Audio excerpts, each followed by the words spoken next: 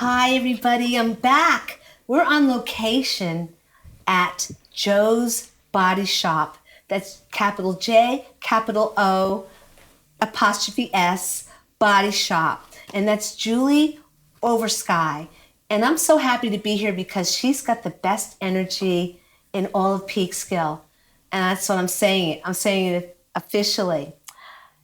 Here in her new space, which is so beautiful on 906 South Street, and I can't wait to hear all about it. I did have a quick tour, but I'm going to talk to her about it.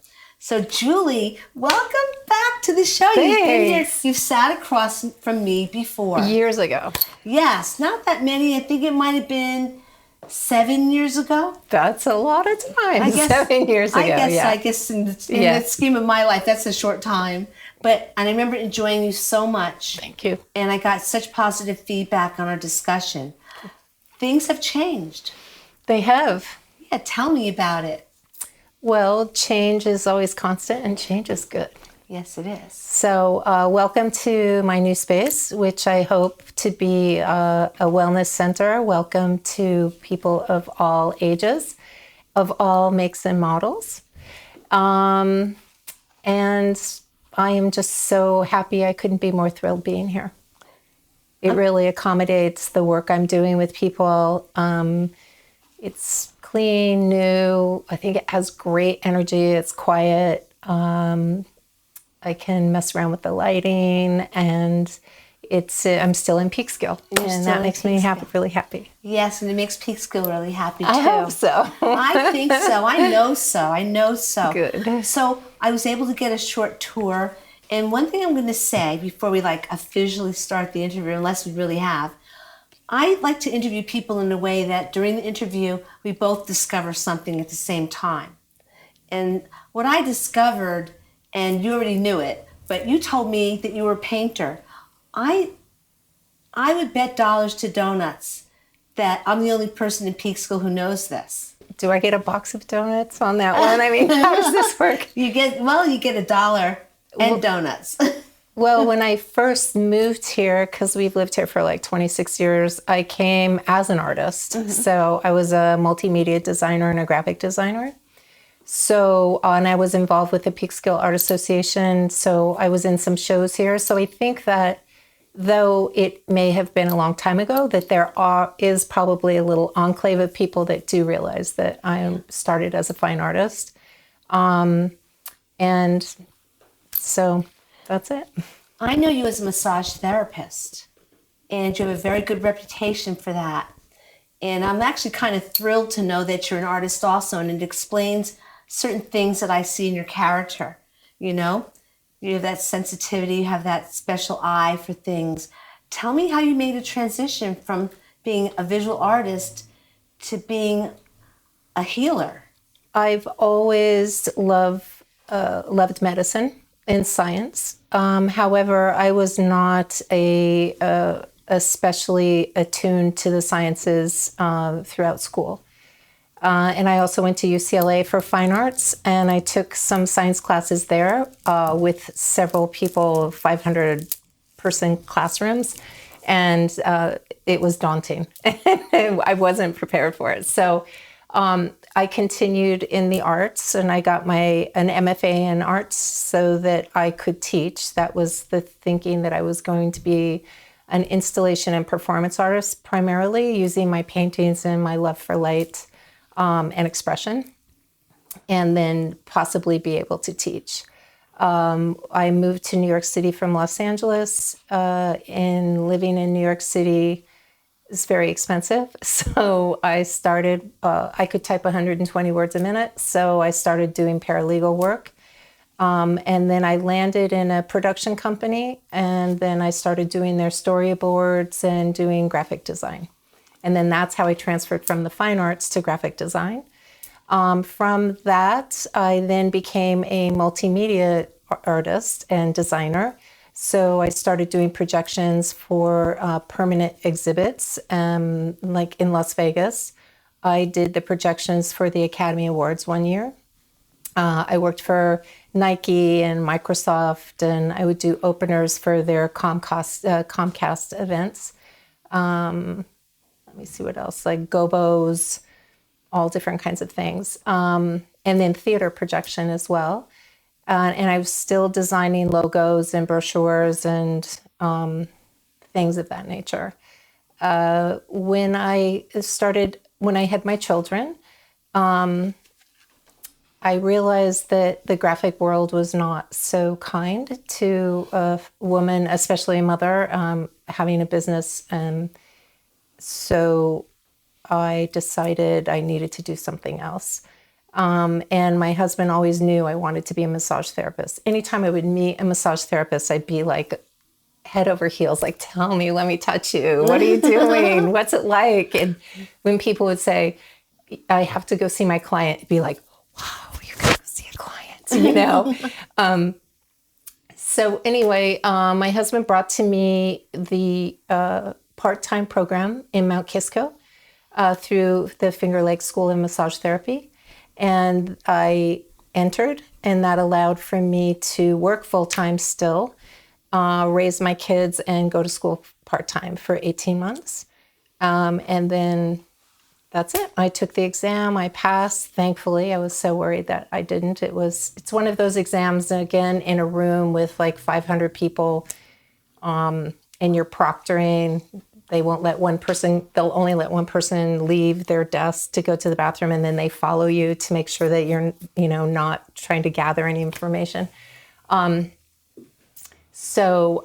found out in March that I had passed, and I think I worked out of my home for a while, and then that summer I took a space here in Peekskill. So I've had a massage therapy business in Peekskill for 9 years. I've been a massage therapist technically for 10, if not 12, going to school.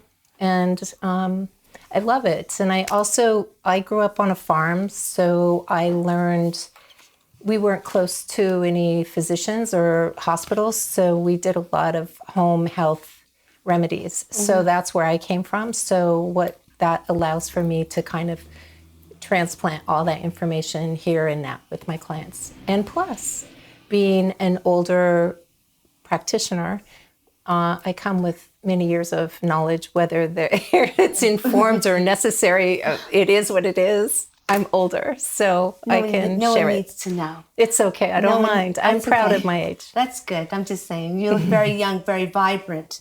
So I wouldn't think of you as an older anything, to tell you the truth. Thank you very much. Yes, you're very much as women, welcome. We're strong, right? Yes, we are. So it sounds like you've had quite a vibrant and interesting and fulfilling journey to get to this point now. Now, as I look around your space here, and I know the audience is just seeing a little piece of it, I see crystals, and I see quartz crystal. I see all kinds of beautiful, like, little things. I don't like the word tchotchkes, because tchotchkes, I think, is like a little pedestrian for what you have. Mm-hmm. But you have things that have meaning to them, things that are symbolic, and you have quite an inventory here.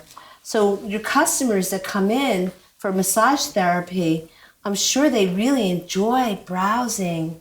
Do you often recommend something for certain specific, let's say, stones for people? Because I know you know a little bit about that. I consider this all altar wear. So that's things that you can put on your altar. Things that will assist you through your life when you have questions, right. Pendulums. All the stones have properties. These stone people have been around for a very long time. Very, very long time, assuming the air, gas, water, pressure, fire, stone of the world that we live in. And each of them do have characteristics which are needed at times in a particular way for my clients.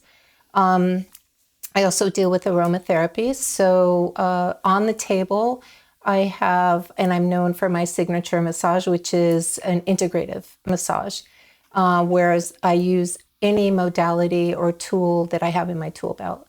And so all of these things I find important. All of these things are handpicked by myself. It's not as though I contact a wholesale outlet and say this. Pretty much everything's handpicked, and that's what makes it kind of difficult.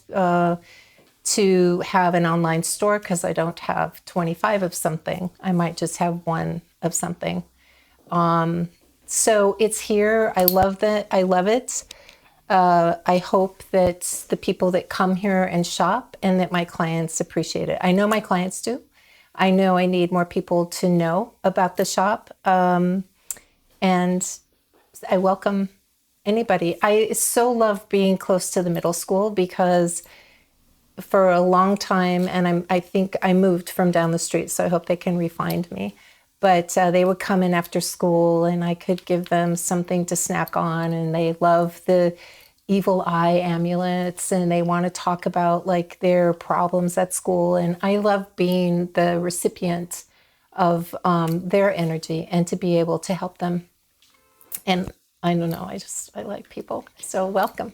It's great to be around youthful energy, and they come in here and you just kind of like are almost like an unintentional educator, right? It's a word that's a phrase I made up, the unintentional educator.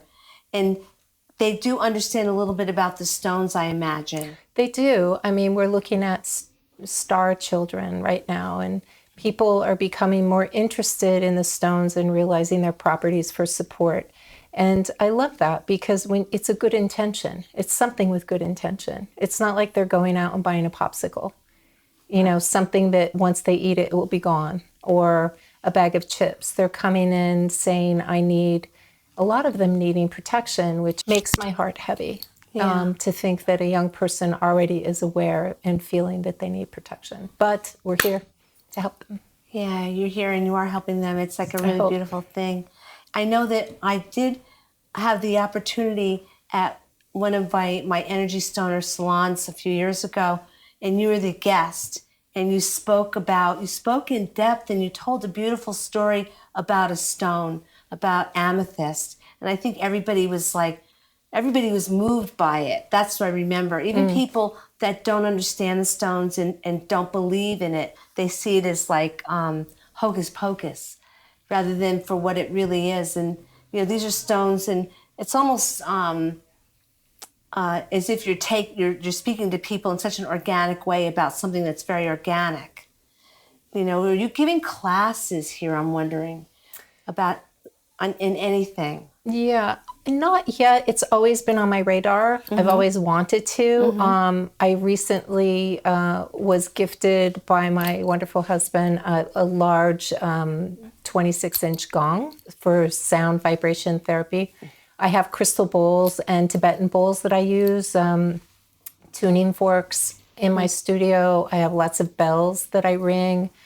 Bells and chimes and sound are positive vibrations that we can feel within our soul, and it can help heal us deeply.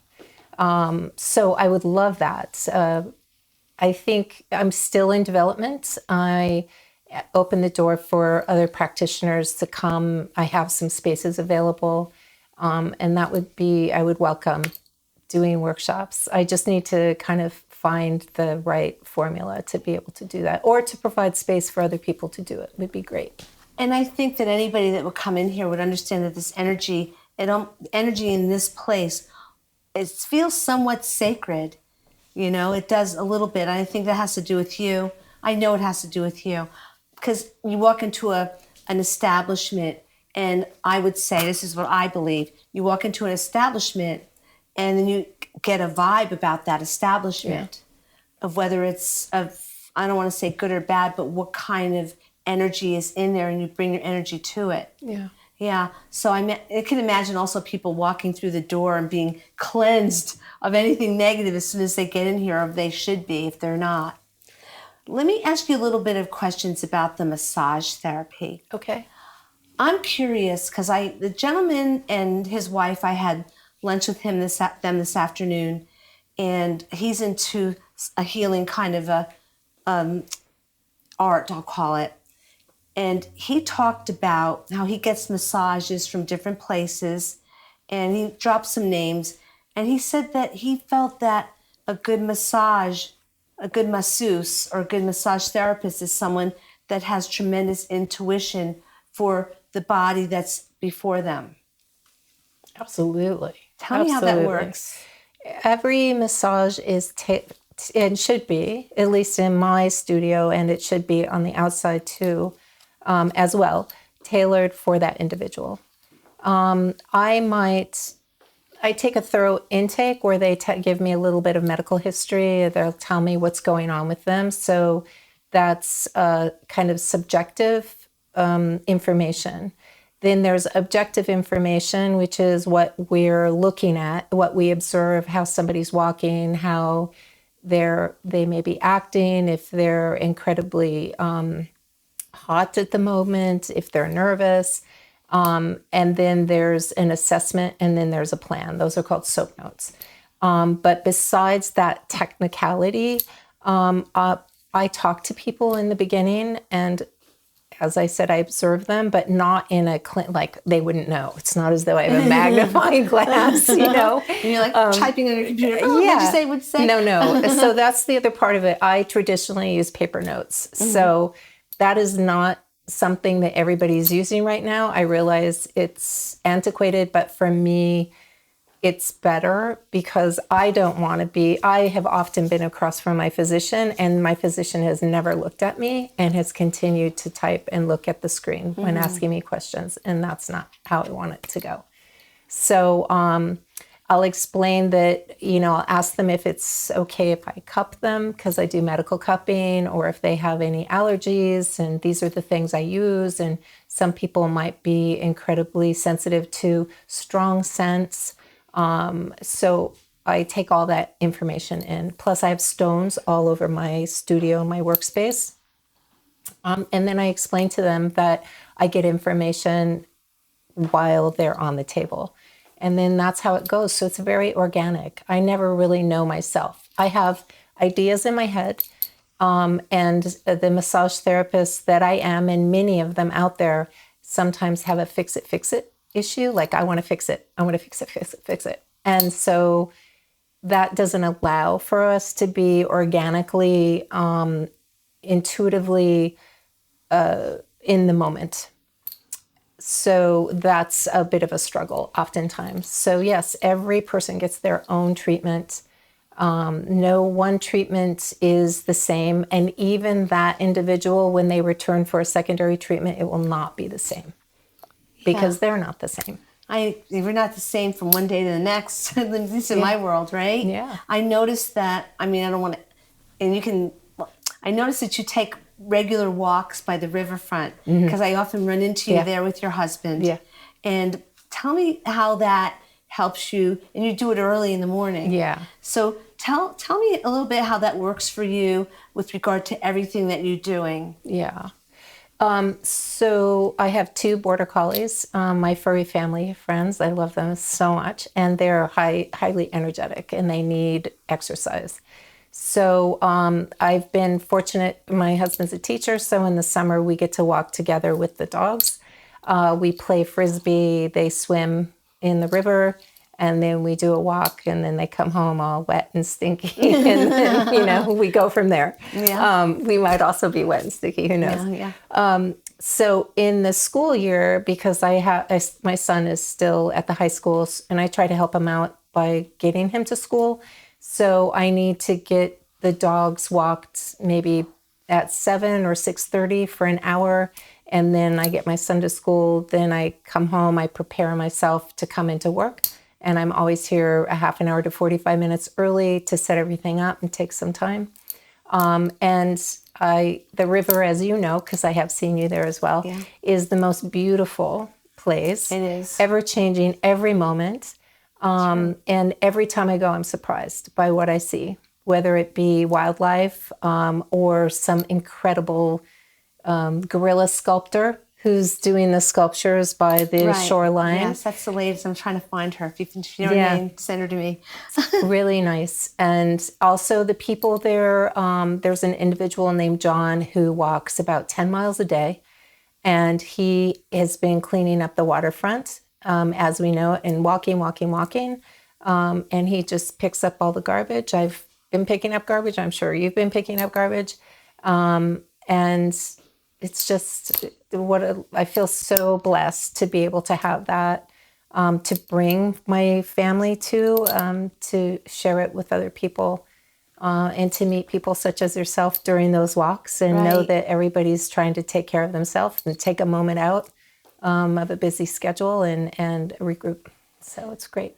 There's so much emotionality connected to what you do that I imagine that it's interesting or important, maybe even imperative, for you to ground yourself with an earthly activity like walking, and walking a number of miles. Yeah, I mean, 10 miles a day is a lot. it is. I mean, unfortunately, I don't have that kind of time. Yeah. I also felt that at one time when I had lost some weight, that it was easier to do more. And so I'm just hoping to get back to that place. And then to remember that those moments, that time, an hour a day is not a lot of time. And that's what I'll say to my client, like, please give yourself some time. So I need to be able to practice what I share with people as well. So I hope to have more exercise in my future. I hope that for you too. Thank you. But I see there's like an emotional thing. Now, you talked a little bit about the children that come in and want to buy the stones, and a lot of times they know what they need. I'm always surprised by that, that they really understand this stuff. They know about this stuff, and I don't know where they found out, maybe from you, but I've always been amazed by that. I think that it's beautiful that you're attracting youth in here to do something so spiritually healthy. I'm really happy to provide that. That was a big point for me to stay in Peekskill. What I would say to any landowner I would meet to try to rent space is, I really want to stay in Peekskill. I really want to be close to the schools, the middle school, because when I was looking for space, it was very difficult to find. And you look at Peekskill and you see a lot of empty open storefronts, but they're not available. And you can't find the person that owns them. And it feels like a desert sometimes. And you look at this place and there's a lot of different buildings, a lot of different options.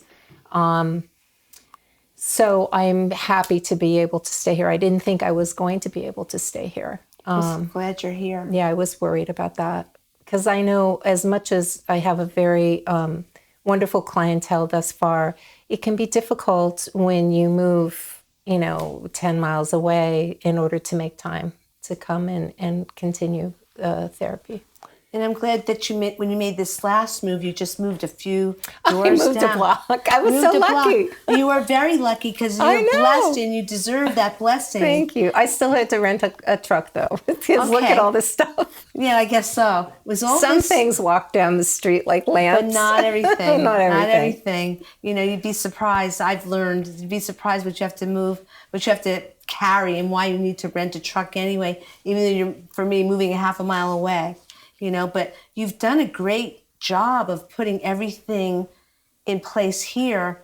And tell me about some of the rooms that you have available in the back for not to rent for someone to go live, but for practitioners that you'll sort of, I guess, collaborate with. Yeah, excellent. So I have, 6 rooms, 5 rooms.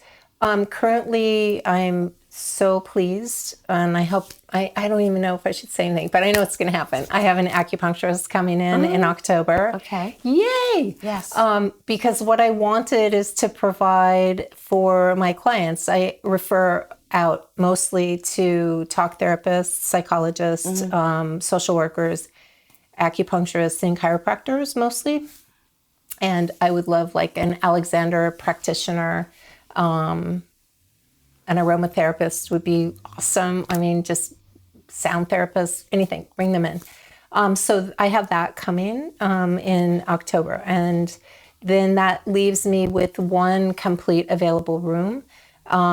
They're about 11 by 14. It includes the utilities and internet. And then we have this reception area. There's a lot of shared space as well. And there's a kitchen. I always feed my clients off of the table. I oftentimes feed people that come in and shop too, because I love that. Okay. That's it. So I have a space available. I'm looking for, anybody that might be interested. I did have another visual artist contact me, but unfortunately, with chemicals and things of that nature, I've got to be very careful about what I provide here, and also sound. So that's it. It's like, it's waiting. It's waiting for all different kinds of people to come in.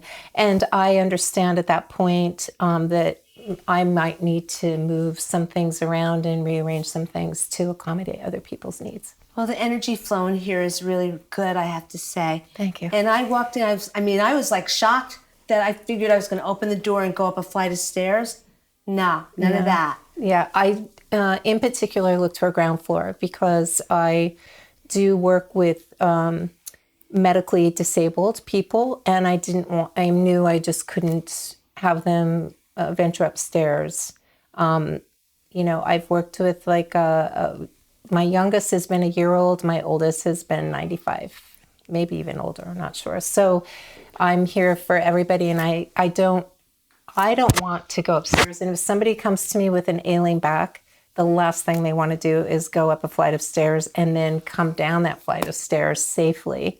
Yeah. So a ground floor for me is imperative. Right. And I'm so glad that you got that for yourself. So I'm going to just wonder what you're going to do next. I always love talking to you, Julie. Thanks so much. Me too, Tony. To you. Yeah, well, I just love talking to you. When I see you in the street, I'll see you wherever, and you always bring this smile and bright energy everywhere. And I see you on the walking path. I was pleasantly surprised to see you down there too. Yeah. I don't go the same time every day, but when I see you and your husband walking, it just makes me feel like things are going to be okay. Oh, sweet. Sweet. So I want to invite you back again because I just adore you so much. And so I'm going to ask you to come back and talk again because you always have something inspiring to say. Good. Thank you so much. And how can someone get in touch with you via internet, or what's your address? How can they find you? So it would be Jo's Body Shop. JOSBODYSHOPNY.com. And you can go to my website and you can email me from there. You can get gift certificates online. The phone number is 914-960-1367. I don't have online services in terms of making an appointment. I like to do all of that kind of hands-on, to talk to people and see what they need, and to make sure that I have them on a day which would be a good day for them, and also a day that's not filled with too many similar issues, so that we can all work well together. Right. Well, I thank you so much. There you have it. Thank you, Tony. You just like the complete package, and I'm so glad that I know you. I really am. Thank you, Tony. I'm glad about that. I'm glad that you're doing this. This is pretty amazing. Yeah, no, this is a good thing for people, and this is what I like to provide. Great information, great education, great energy. You're the best. Thanks, Tony. Okay. Thanks so much. And you keep up with all of your stonework, and you're doing beautiful work in your artwork as well. Yeah. Oh, thank you. I will keep doing it because it keeps doing me. That's the way it works in my world. But I'm going to thank the audience for coming in back to Talk with TQ. And I look forward to the next time. I'll see you next time. Be safe, be well, be nice to everybody that you come across. Bye-bye.